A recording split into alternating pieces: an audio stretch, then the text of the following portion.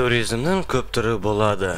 Әр адам өзінің жанына жақынын таңдайды. Бірақ та басқа қалаға барғанда оны зерттегің келеді. Біреулері үлкен қалалар таңдаса, басқалар кішкентай ғана ұмытылып бара жатқан қалалар таңдайды. Сол қалада өз-өзімен жалғыз қалу үшін. Мен өзім екінші типті адаммын. Маған тыныш, адам мүлде жоқ жерлер ұнайды. Маған сондай жерде болған ләззат әкеледі деуге де болады. Бұрын тасталып кеткен үйлер, больницалар, стадиондар мен басқа да сынған үй халықтар арасында. Бұрынғы ұлы мемлекет СССР кезіндегі зданиялар арасында жүрген қызық. Сондай кезде түсінесің, өмірдегі барлық заттар мәңгі бола алмайтынын. Соның өзінде бір эстетика бар.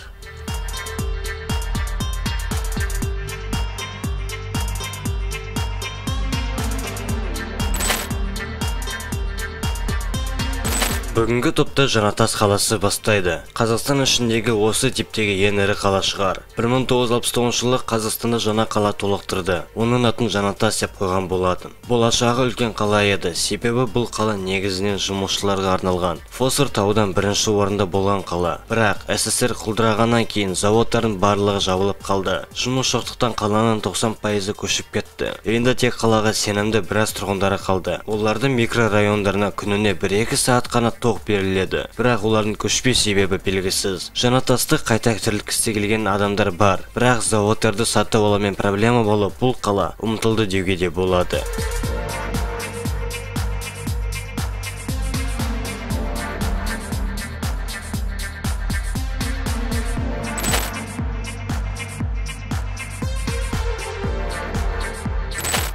Шаған, немесе Семипалатинск 4. Ертіс бойында орналасқан бұрынғы қала типіндегі поселок. Қала 1950 жылы құрылған еді. Ал 1995 жылы орыс солдаттарын шығарған соң, бұл қала босап қалды. Қала кішкентай ғана еді, небәрі 10 мың адам ғана болды. Бірақ қалада, мектепте, балабақшада, офицерлер үйінде, тіпті стадион болған. Басты сұрақ, солдаттар қайдан пайда болды? Олар аэродромдағы Семей полигонында өз парыздарын өтеп жүрген. Қала полигонға тым жақын еді, сөйтіп қала қауіпті жер болып саналды. СССР құлағаннан кейін қала тұрғындарына қолдау беріп, басқа жерге көшірген. Ал 1995 жылы қала Қазақстанға берілді. Бірақ қалада тірі жан қалған жоқ.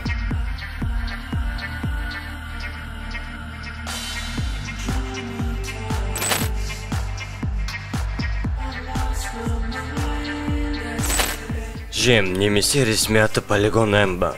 Ақтөбе облысына 10 км жерде орналасқан. Қаланың негізгі құрылу себебі ЗРК Крукты тексеру үшін. Одан басқа әскери техника мен қауырлар тексеру үшін де. Бұл жерде ЗРК Крук, ЗРК Куб, ЗРК Бук сияқты техникалар сынаудан өткен. 1960 жылдан соңына қарай қалада бірнеше үйлер, магазиндер, қонақ үйлер, мектептер, станциялар мен больницалар құрылды. 1989 жылы Капустин Ярға ауысты. Кейіннен бұл қала Қазақстанға беріліп, қазіргі аты Жем болды.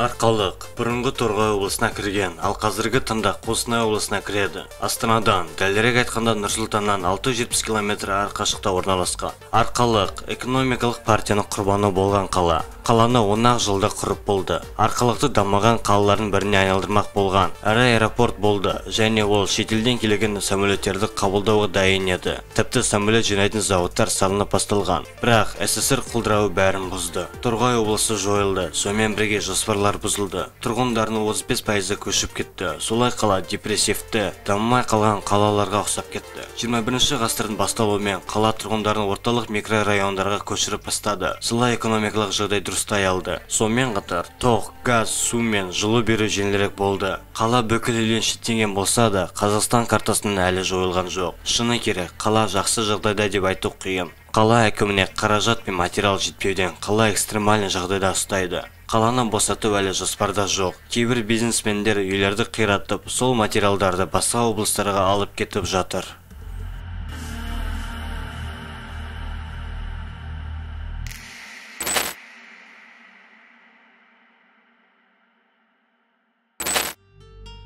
Соңғы қаламыз тек химиктер мен жұмысшылар үшін құрылған болатын. Бірақ 1994 жылы қала заводтары банкрот болғандарын айтты. Көп адамдар қаланың болашағына сенбей, үйлерін тастап көшкен. Қазір бұл қалада тек әлсіз және жағдайы нашар адамдар ғана тұрады. Қаланы қайта тірілткісі келген, бірақ қалыпқа келтіру нашар жүрді. Қаланың өзі қорқынышты көрінеді. Оған қоса 2010 жылы қалада психбольница құрылған. Бұл құрылыс қалаға одан бетер қорқыныш пен қараңғылық сыйлады. Алдын айтып кеткендей, бұндай жерлерде болу пайдалы. Осындай жерде болғанда барлық нәрсені соңы жақсы бітпейді екенге көзіміз жетеді. Бұл қалалар көп адамның сөнген армандарының айқын көрінісі. Көп адам осы қалалармен өз болашақтарын байланыстырмақ болған. Бірақ жағдай осындай болып қалды.